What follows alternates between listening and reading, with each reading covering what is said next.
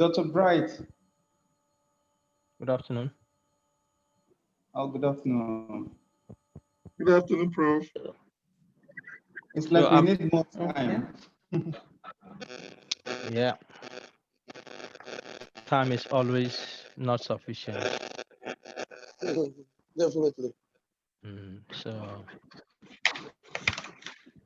I see that you are enjoying your case. So, but we have to push on now because time is not on our side.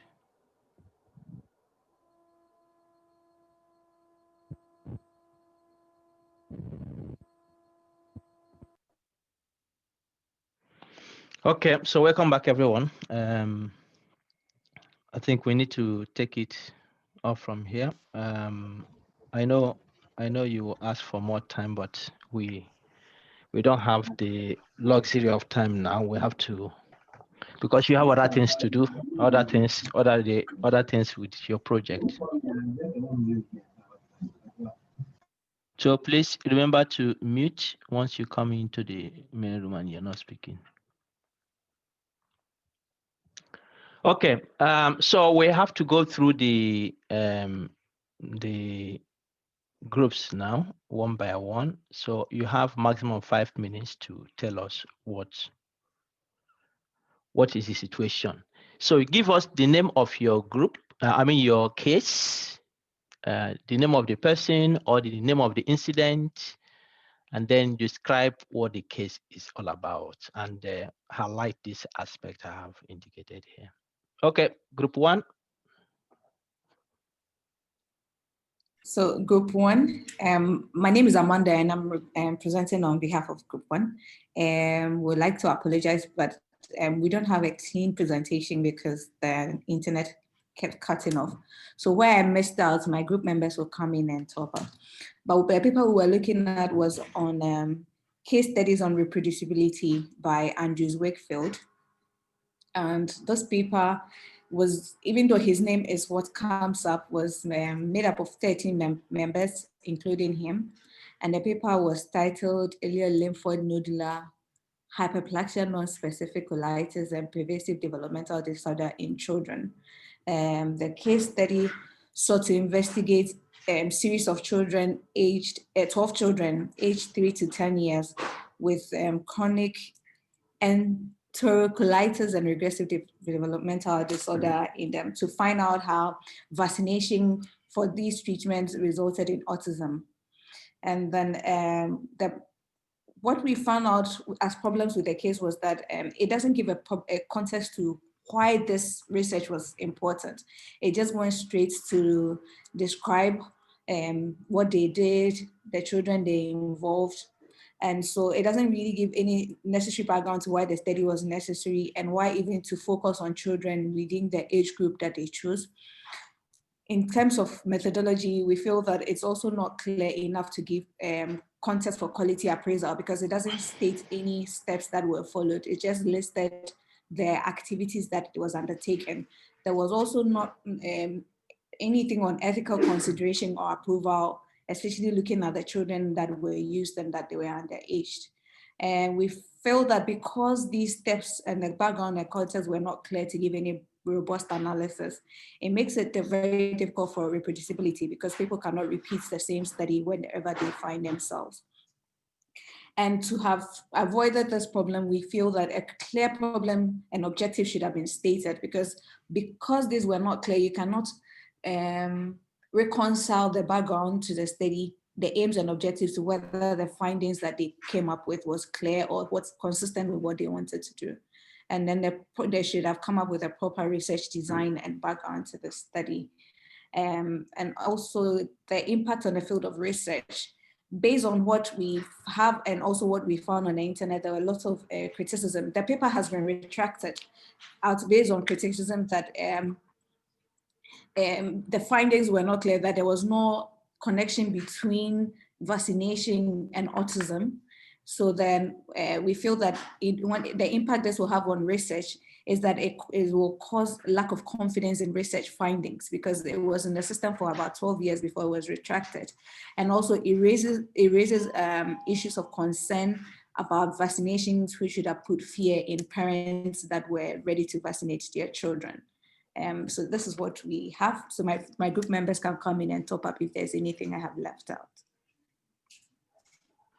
Lee and Madina.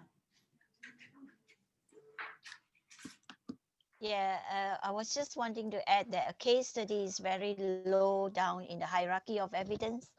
So there's a lot of things that we need to look at the methodology, whether it's robust or not, the study is being carried out.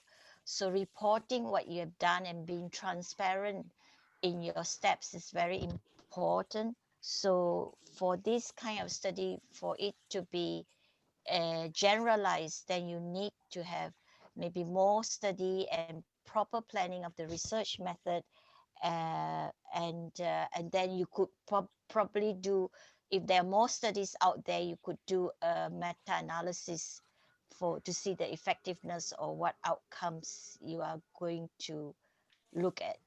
Thank you. Okay, thank you, Group 1, for that. And this goes for the other groups. I would, when I say the case, I would want you to describe the case rather than the paper the person has written. You can see that in each of those cases, these are incident of fraud or something that happened that is wrong with regards to science. So I would want you to describe what happened. What is the problem there? What if it's a fraud? What is a fraud there? If it's manipulation or fabrication, what was that? So rather than the paper the person has written, I don't want you to critique the paper. That's not my intention. My intention is to highlight what has happened in this case. In Group 1, you highlighted that the paper was finally retracted, and then that this influenced the choices of parents with regards to vaccination. So when we do science and it is not reproducible, then what happens is that it can lead to things like this, reaching conclusion that cannot be supported, reaching conclusion that will have negative effect on the society. And this goes back to what we started to discuss in the morning, that if our motivation of doing science is not the right one, then we end up doing things for our own sake that do not benefit the society or even can cause harm to the society. But what is the ultimate goal of science? As you have seen since morning, from the, for instance, the UNESCO Charter definition of science I've shown, from Merton's ethos of science, we have clear picture of why we do science, we do research. But in this case, you can see that it brought lots of problems and discussions, and the paper was finally retracted. And that is one thing you also have to know, that a paper is published. It's not an indication that everything is okay. Some papers are, the problems in some papers, the fraud in some papers are observed several years after that case has been, even when the researcher has celebrated. So this is the issue of reproducibility. And that reproducibility, partly you described that in the paper, the transparency of what was done. Can somebody pick up what the researcher has done based on the report and then goes to his own lab and reproduces that? If that is not the case, then there is a problem. And so lack of reproducibility results in cases cases like this. Okay, let's go to group 2.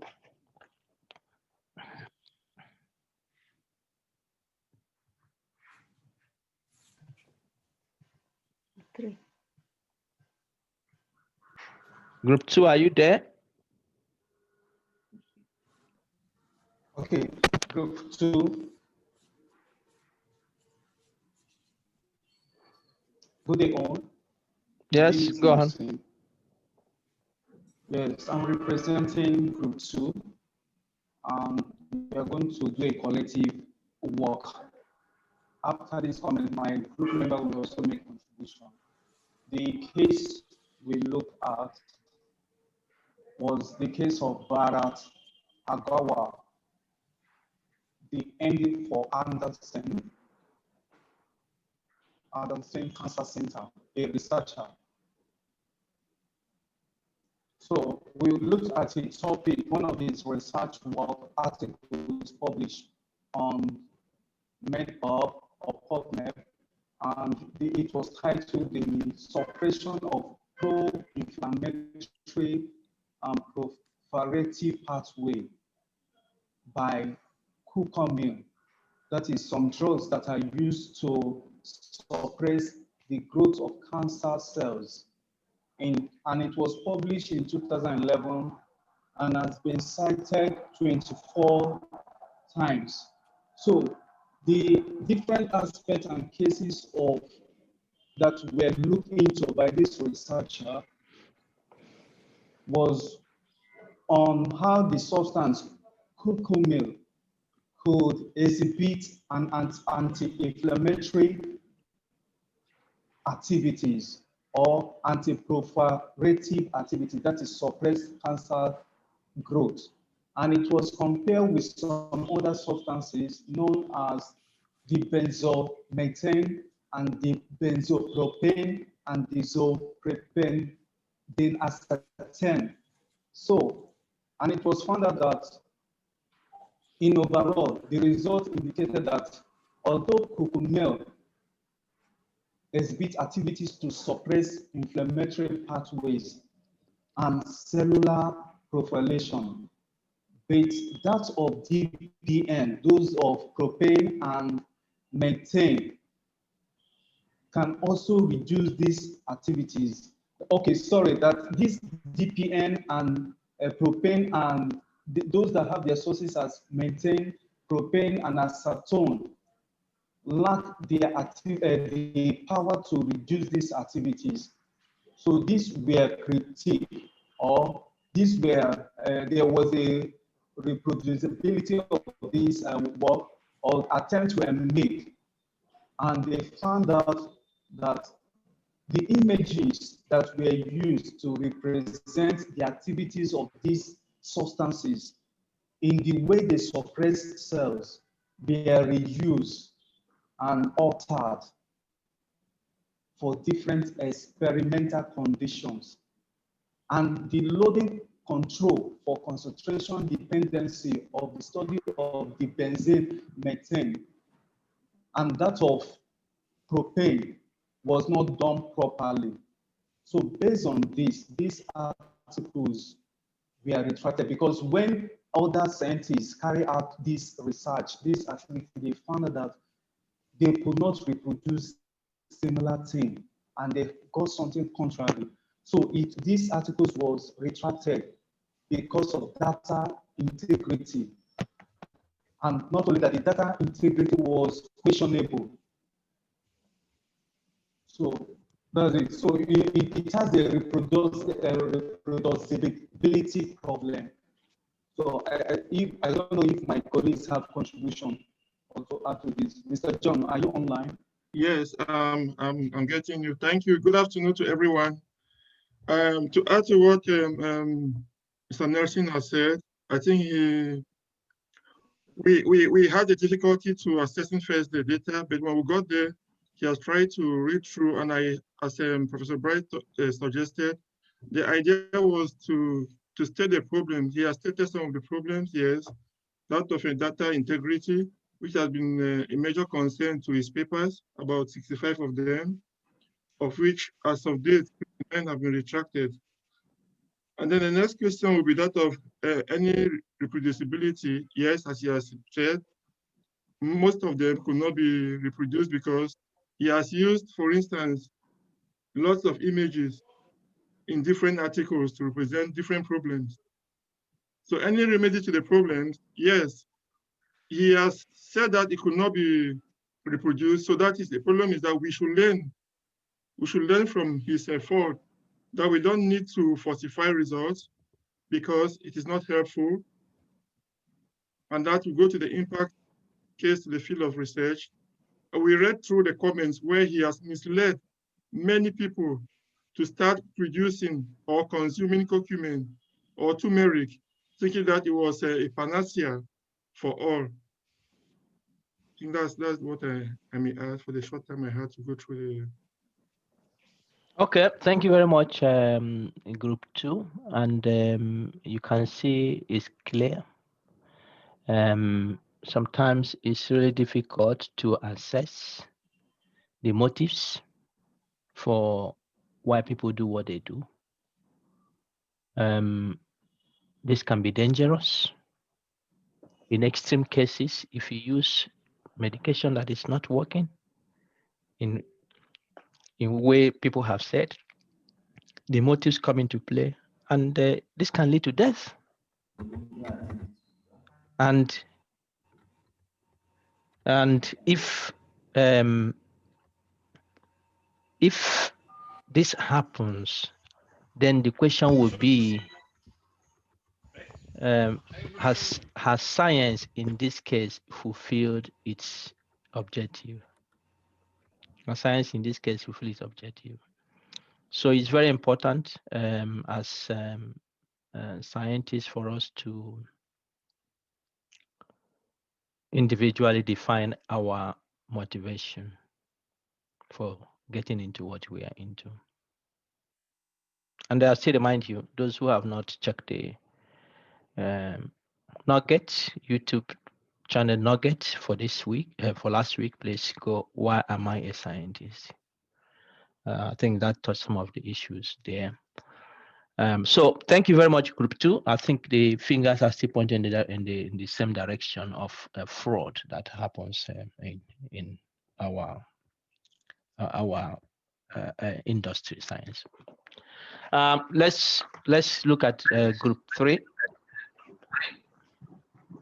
Okay, my name is Ngozi Demile Aronu. I will be presenting our own analysis of findings of the case study. Our case study is actually about Chandra, an Indian doctor that worked in Ontario. Basically, this doctor's entire scientific career or research career has been a fraudulent one. From the 80s to 2018. In 1980, he was involved in research fraud, where he was supposed to be talking about carrying out research on nutrition in children and all that. He actually published the findings before the research was carried out. In 1994, he was also accused of research fraud. In 2001, he sent a paper, Ngozi, okay. Ngozi, your line was so bad, but go ahead. Let's see. I think it's better now. It's better now. Okay. Yeah. Sorry. Yes. So in 2001, he sent a paper to BMJ claiming he did a research on some kind of drug. It was rejected. He sent it to nutrition and they accepted it. But later, found out that there was no basis for the research that he did, that his methodology was not defined, and that the research must have been invented. It wasn't actually carried out, that everything was forged. And when he was asked for the data, he said everything has, surprisingly disappeared. He could not produce any data. He could not produce any evidence of the research he carried out. In 2002, he was also involved in another fraud. 2015, 2018, he decided to freeze the Ontario health insurance plan of $2 million Canadian dollars by claiming that he carried out certain procedures on patients, which he didn't. He didn't even have the equipment in his office to carry out those procedures. So this doctor's entire scientific career or research career has been fraudulent, and was charged to court in 2018. So the problem with this case is that, the entire isn't, as I said, his scientific career is just fraud. He invented everything. He doesn't do any research. He just, he was involved in multiple studies that he actually never did. At one point, he claimed that he wasn't even giving out the research, and the research was not properly designed. Meanwhile, he had the responsibility of designing this scientific research. Reproducibility problem. You cannot reproduce something that never existed. His find, his results were invented, basically. That's what BMJ said, that these things were never done. When he was asked to bring it, he could not bring any evidence that he carried out any research. So one cannot reproduce something that never existed. Remedy for the problems, he should have responded and clarified his methodology. When he was asked to, because that's the only way you can reproduce the research that you claim that you should. Methodology should be rigorous and it should be very clear. You needed to submit the raw data. That should also should be done. Then the impacts on the case of this case in the field of research. I think we think scientific methodology should be clear, rigorous, and defined. For Dr. Ranjit Chandra, there are a lot of claims in his work, and he never backed any of them with rigorous methodology or even scientific data. And his scientific fraud stems from the lack of transparency in his research. And we could see that he based his entire scientific or research career on financial gains. And as Professor Bright said earlier, to be a researcher, you should want to do good for society. Your research should be able to do something, add something good to the society, not just for your own financial or monetary gain. I don't know if my group mates have any other things to add. Okay, thank you. I think your time is up. We can go. We had very difficult time to hear you, Ngozi, but I think we got the key point. And one of the things you said with regards to reproducibility here was that you cannot reproduce anything that never existed, and that is important and critical. And so if somebody goes and fabricates data, goes and fabricates methods, it's very difficult, impossible to reproduce. But this case also highlights the issue we have in science that is happening. And you can imagine that this paper was published in some top journals. His works published in some top journals. And you can see also that in some of these cases, the papers cross the journal review process. Experts review this, they approve it, they accepted it, and they publish it. So the publication is not an authenticity of the validity of the study, because you can still go through there and then it's still a fraud. And we'll see more of that as we go on. And that is happening even as we speak.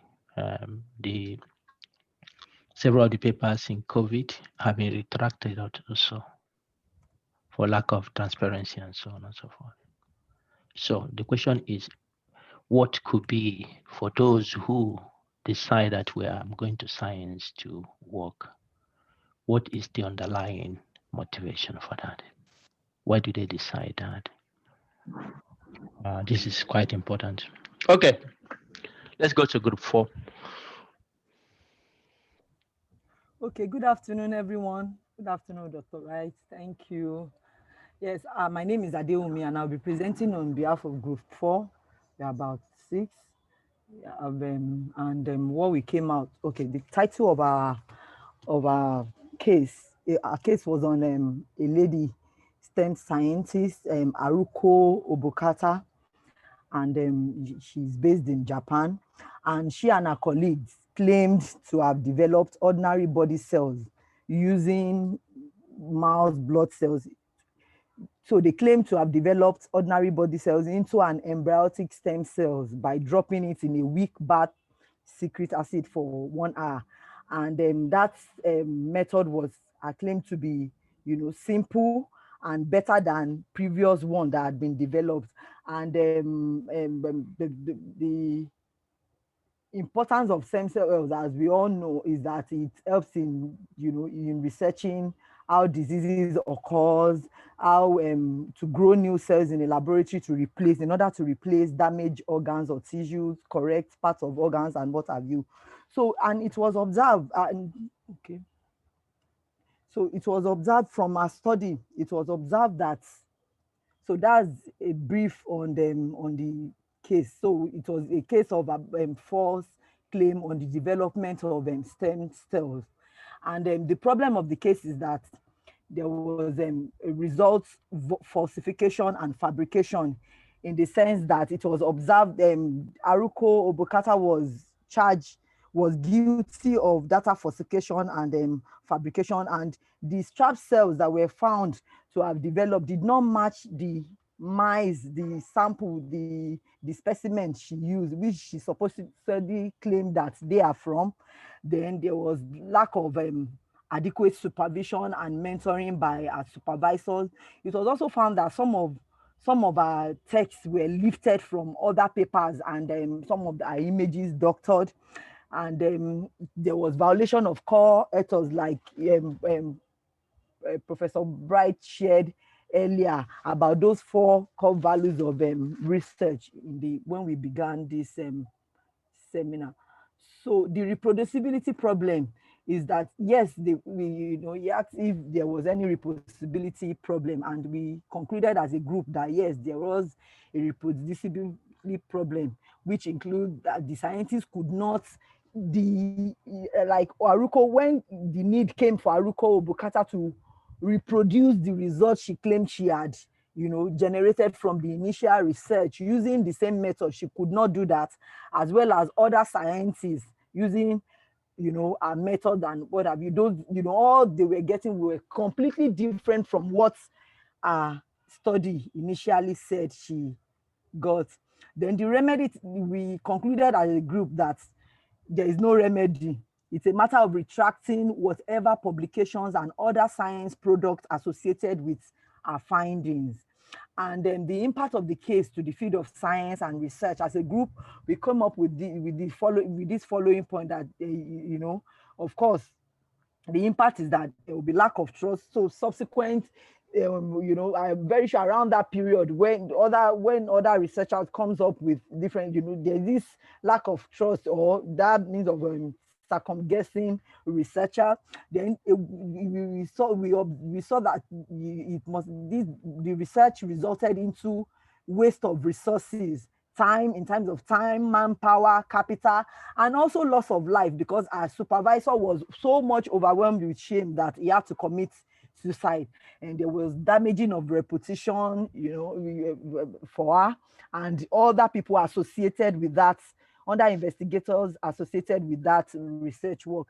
And economically, it also affected people because they were downsizing in that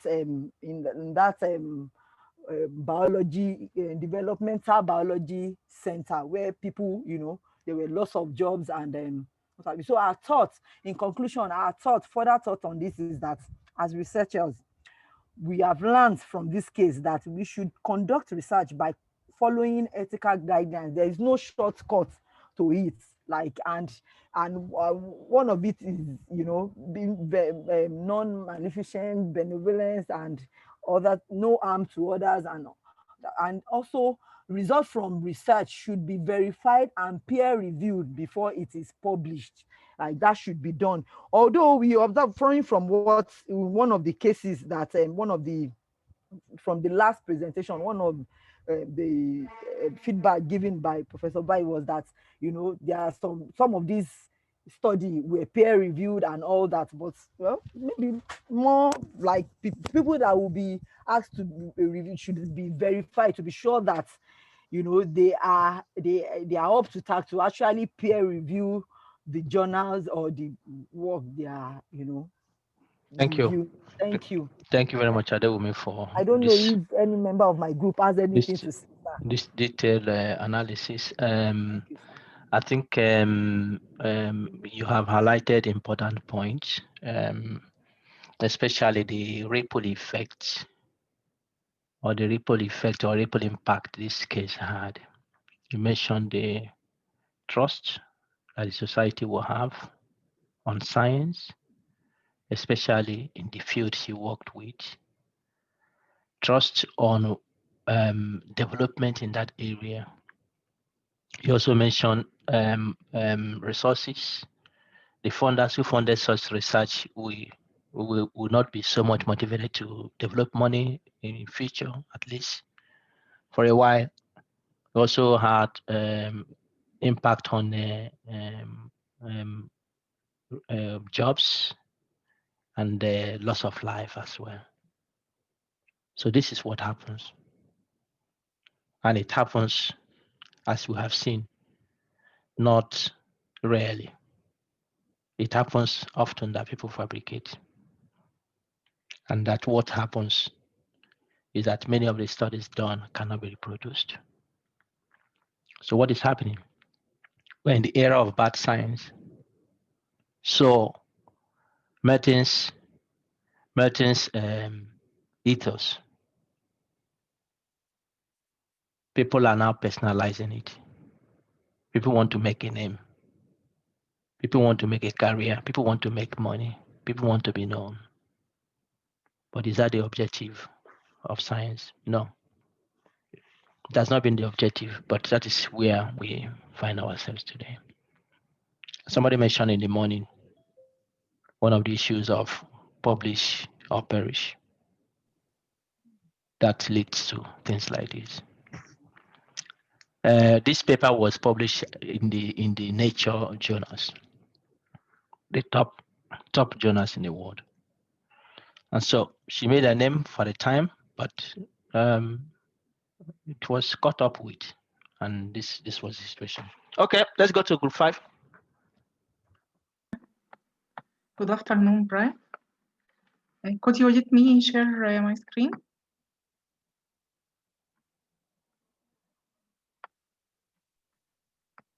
Hi. Yeah, go ahead.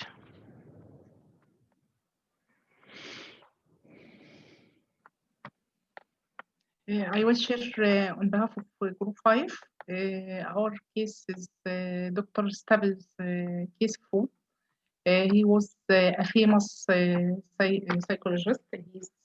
He was respectable, productive author, published many. Sorry, Emma, can you put in presentation mode so that because it's small.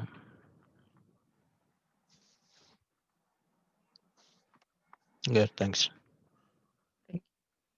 He published several articles in psychology.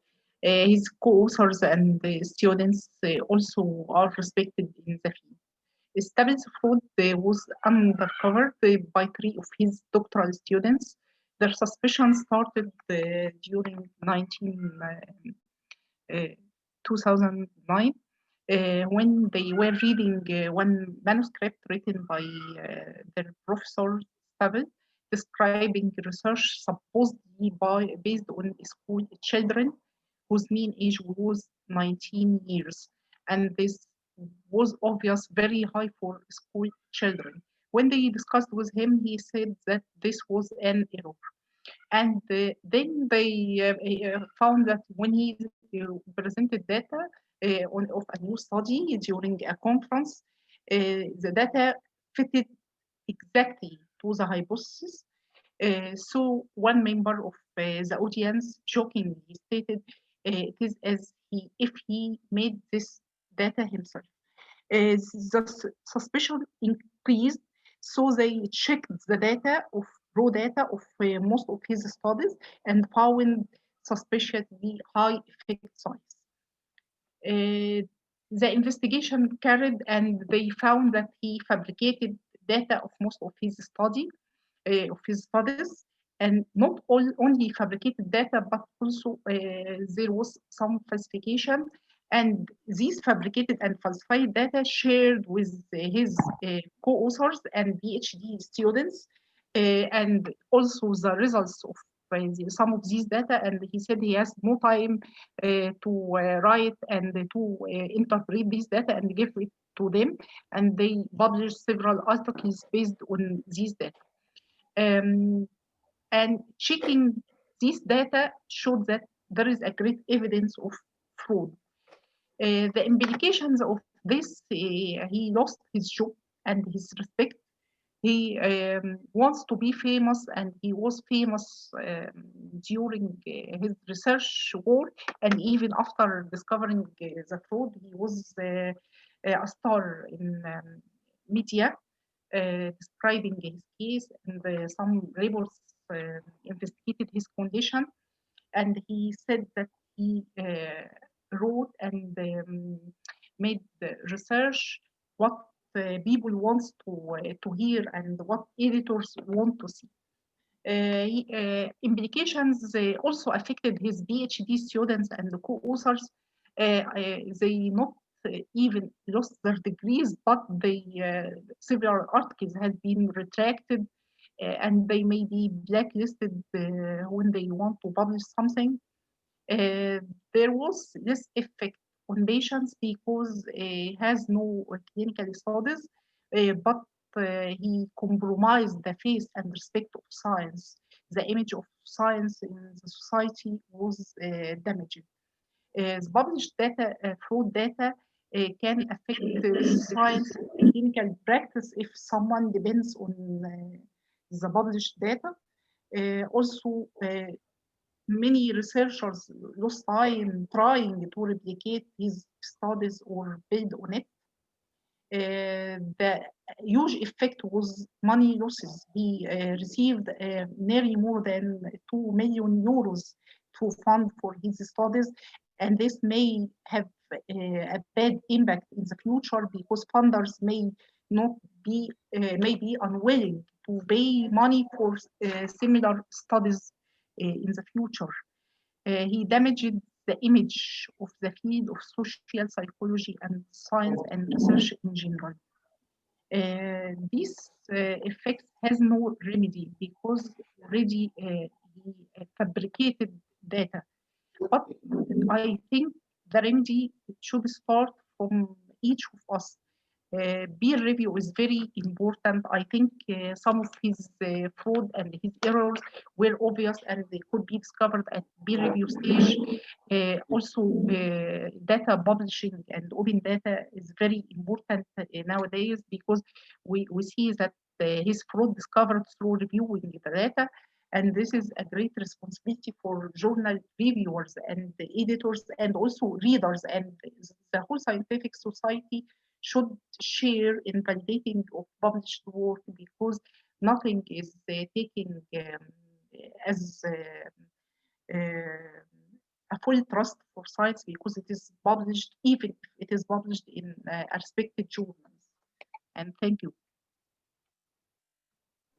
Thank you very much, Eman, for the very nice analysis, which also is in line with what Group 4 has indicated. And it's important to know that, as you have said, that once this has happened, there's no remedy for it. It ends up there. The implication, sometimes you can't phantom it. So let's prepare ourselves. Yeah. So Eman, there is a request in the chat for if you can share your slides with the other groups. Yes. Okay, let's go to. How can I share this? Yes. I think you can shared it. attach it. You can attach it to the chat, or you chat there. You can attach it there. Group 6. I know there was only one person in group 6. I don't know, your volume was quite problematic. Can you speak now? Let's see if we can hear you. No, we don't still hear you. We don't still hear you. Group 6. So we can skip group 6 and go to group 7. Okay. Dr. Bright? Yes, please go ahead. Okay. You can share now. It's fine. Yeah. Okay. Just like to share my screen.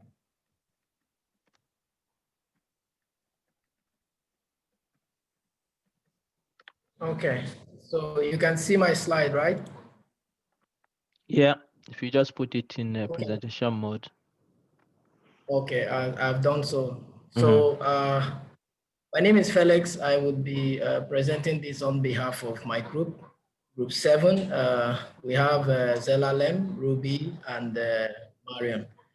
So we're taking a case on this published work by Linda Liu, looking at Chinese academics stripped of degree and professor removed in plagiarism scandal. So case description and different aspects.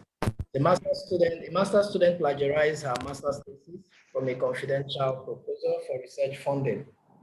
University take away her degree. Moreover, the university barred the advisor from teaching and advising in the university. Findings show the ministry has zero tolerance for academic misconduct and requested universities to apply random checks for plagiarism. What is the problem with the case? Problem is fraud by the scholars, cycling results, and pretending that they are new research findings. Any reproducibility problem? The reproducibility problem here was plagiarism and fraud. Here, a master's student got access to a research proposal that had been previously submitted by someone else, but had been rejected. Student, under the supervision of her professor, passed off this work as her own. The supervisor failed to ensure due diligence in the originality of the work of the student or making sure credit was given as due. Any remedy for the problems identified? Just like the popular saying, prevention is better than cure. We recommend deterrent strategies that will deter plagiarism, like academic writing skills education, encouraging curriculum design to include what I mentioned initially, and also setting a dedicated body that will monitor plagiarism levels of academic work before publication using text matching software such as Turnitin. Impact of the case to the field of research or science threatens the foundation of accurate knowledge, diminishes the influence of intellectual property on credible research, diminishes research creativity, and also promotes sloppy research, has a negative impact on academic journals that publishes this work, and fraud risks the credibility of the university and all the other students who have studied there. Further thoughts, the university owe an apology to the public and other scholars.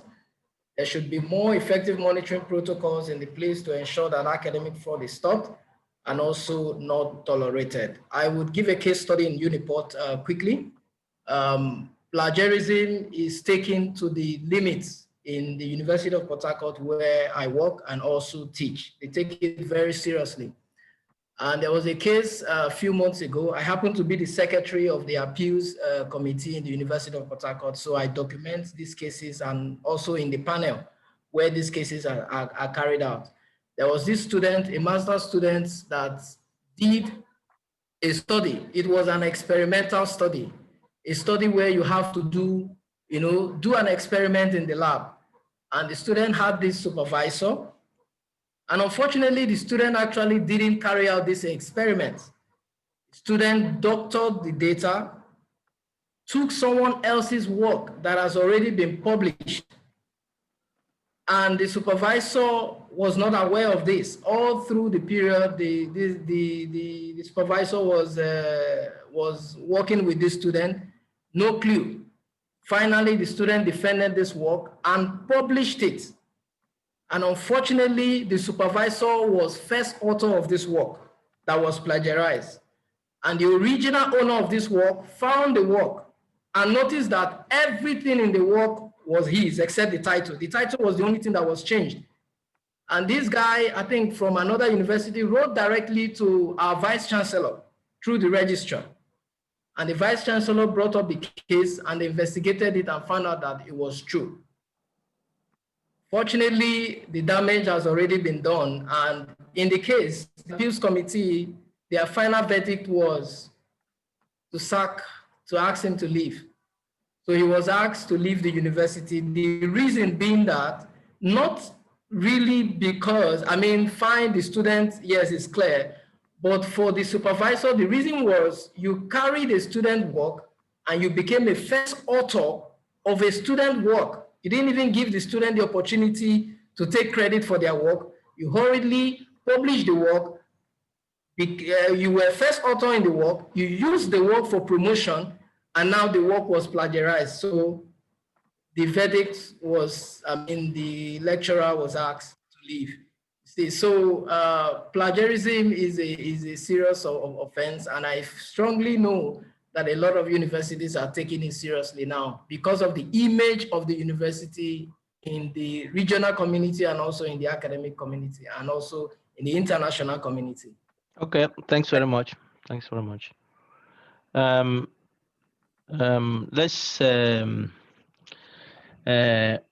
contextualize this to ourselves. It was good, Felix, that you brought the issue that happens at your university.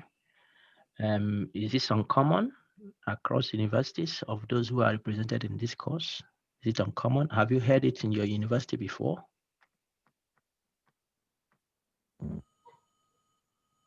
Hi, Bright, this is Duncan Chanda from Zambia. Yeah, please, go ahead. Yeah, so I'm an infectious disease specialist, and I had the infectious disease center at the University Teaching Hospital, where Zambia is. So personally, 15, 18 years ago, one of my mentors was caught up in plagiarism. The long and short was, he was invited to write a commentary in a journal, which personally I thought wasn't qualified. He's an internal medicine consultant. He was invited to write about TB, which is our research specialty. He was invited to write on TB in pediatrics. Okay, so the guy went on and tried to come up with an article. It was a short space. Most of TB articles in March during the TB day. Journals push you to do those things. So the professor, of course, our overall mentor, was a pediatrician. Okay, but I don't think he had time to look at the detail and everything.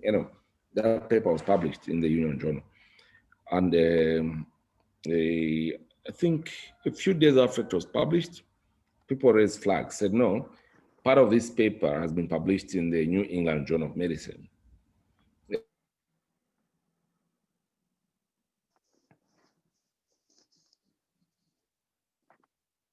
Duncan, we can't hear you anymore.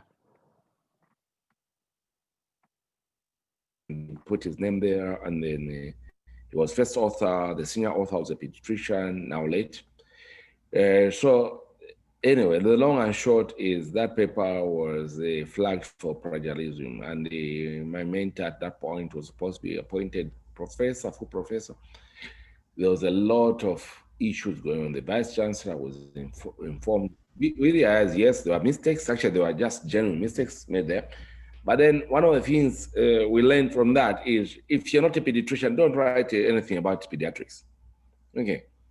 You can be anywhere in the middle, whatever, but for you to be first author or senior author in an area where you're not a specialist, it becomes a problem. And this is what happened to my mentor.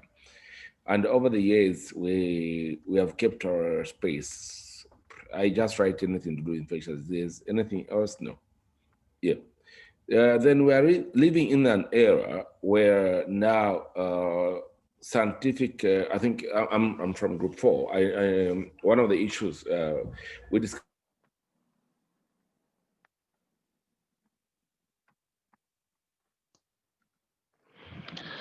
Okay, Duncan, for the sake of time, these discussions will continue to come. I think we can move on. There are many of these that will come as we go through, even tomorrow. So please reserve your comments. Apologies for that. How could I'm a reviewer, and I refuse to review some papers because I've just told them I don't have time, I'm very busy. But I've seen those papers come through and published, and it's just amazing. So if there are reviewers on this platform, you should realize something. If you don't have time to review, don't review it. It's okay to say I don't have time. Don't pretend to review a paper like the papers they're talking about. How can a paper go in Nature and it was properly reviewed? I don't think those papers were reviewed, but the reviewers wanted to review the papers, which is not correct. I've seen some reviews where everyone says yes, yes, yes. But I've told them, look, I'm not a statistician. I'm very unhappy about these statistics. Can you send it to a statistician? So these are the issues we're living with. Yeah. Thank you very much. Thank you very much, Duncan. We appreciate that. And of course, all these cases, except the one you have mentioned now from your mentor and the one Felix has mentioned, you can see that most of them have come from outside Africa. I think we need to look inside now Africa. What is happening there? We need to look. We need to begin to have a campaign that things need to be done well. In the right, and the seminar series starting on Sunday is a journey. We can all get into the conversation to begin to think, how do we, as people of a continent, begin to do things well, and have our own agenda, the way we work. Okay, let's look at the final group, group 8.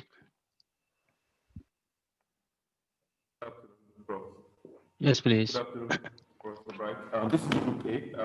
Currently, there are just about 2 of us, myself and Claire, who worked on the paper that we're given. The paper was titled Fraud Case We Might Have Seen Coming.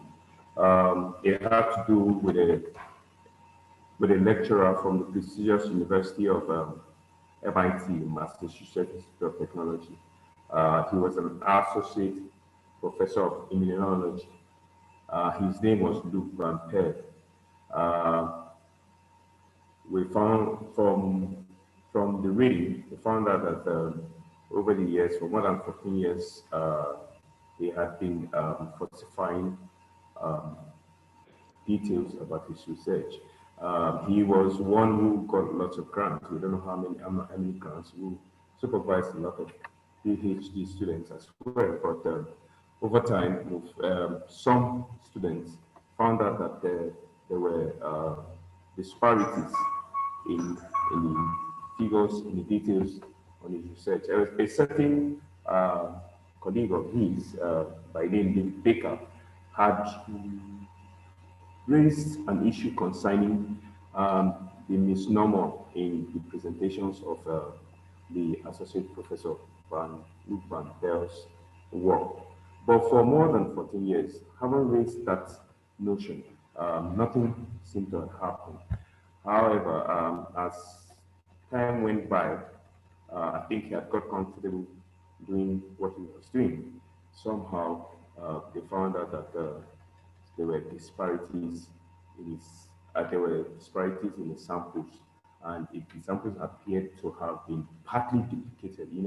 When it comes to reproducibility, it's not duplication is not the key issue. The key issue is, can you replicate this, not duplicate it? So apparently it seems like as if he's been duplicating papers over the years. So he eventually got caught and he was sentenced to 6 months home arrest.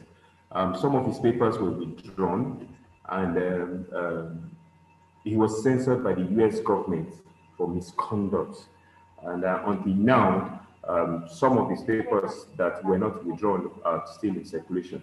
However, Baker, who had suspected more than 15 years ago, who had raised an issue concerning the activities of Van Pell, said, and I quote, "People are afraid to stick their head above the parapet because the whistleblower never comes off well." Some of the issues is that when you become a whistleblower, which is part of the impact of the case, is that when you become a whistleblower, other colleagues in the business, in the academic world, in the scientific world, begin to almost ostracize you, as it were. And so those were issues. So he was, like I said, he was ostracized. He was, his papers, some of his papers were withdrawn. And so the thought to this is that today there had been a high level of screening of papers just to ensure that nobody is trying to manipulate or cut corners in terms of publications. So as for Group 8, that's what we're able to come up with. Thank you. Thank you very much. Thank you very much. And for all the groups, for the fantastic presentations you have made across the cases we have looked at here. Just to mention that in case 6 that we did not take here, case 6 was actually about South Korean children who were included by their parents or relations who are working at university. These children are attending primary school or high school. They don't know anything what their relations are doing or their parents are doing, but their parents went to and included them as co-authors in their papers. And the investigation started. And one of the factors that led to that was that it is really challenging to get into the medical school in South Korea. So students who perform well, who have things to show of what they have done in science, have better chance. So before the children even get to apply, the parents are already building their profile. But this is in the wrong way, because this is not how science should work. And the Merton's ethos we talked about today, it should be universalism, personal inclination, personal reward. It should be this, scientists should be disinterested in the outcome of what we do. It should be for the society. So these are some of the cases. You can see many of them happening. That our time is up. But if you go to this retraction watch here, you can see what is happening. They are documenting papers retracted, and this is live website. It's happening ongoing. Even the COVID papers, you can see them there, and they describe what has happened, how it was retracted, the problem with the case. They describe it there. You can find it. So this is a great website. Just to finish, before we go, just to let you know that this is a study that was done to calculate the economics aspect of irreproducible research. And here they indicated that annual estimate of money invested in preclinical, this is just preclinical research in the US, they spend $56.4 billion in pre-economic research. Half of those, from their estimation, half of those are irreproducible. And they indicate here the categories of irreproducibility. Half of those are irreproducible. And so half of this money, $28 billion, more or less, are not used for the purpose that is supposed to be used, perhaps wasted. So irreproducibility undermines cumulative knowledge production, raises false alarm, as you can see from the cases you have looked at, contributes to delay in development of therapy. For instance, you see that the cases that were retracted, people thought that, well, we have a path where we are going. But when we discover that this is not working, then it's perhaps did not motivate other researchers to continue what the aspect they were also thinking, because they thought that solution has been found. Increasing cost of therapeutic development, lead to wrong conclusions, negative effect on medical guidelines, as you have indicated. For instance, in the area of medicine, integrity of science is affected, undermine public trust of science, career of perpetrators are affected, and co-authors, as you can also see. So this is where we'll end today, and we're just 6 minutes over the time. I think it's a good time. We have not used African time today. But what I want you to do is, within your group, you need to discuss it. I don't know how you plan to do that. If you want me to send you back to your group, I will send you back to your group. The only thing is that I wouldn't be here monitoring it. So, but if you want to meet in other ways, that is okay. But what I want you to do is think about this, and it's good to start thinking about this today, so that you have a pathway you are going with this project. I am really excited to see how this goes for each of the groups. So please, it's time open for you to do that. If you want me to send it to the groups, just let me know, and I will be happy to do that. Any questions so far?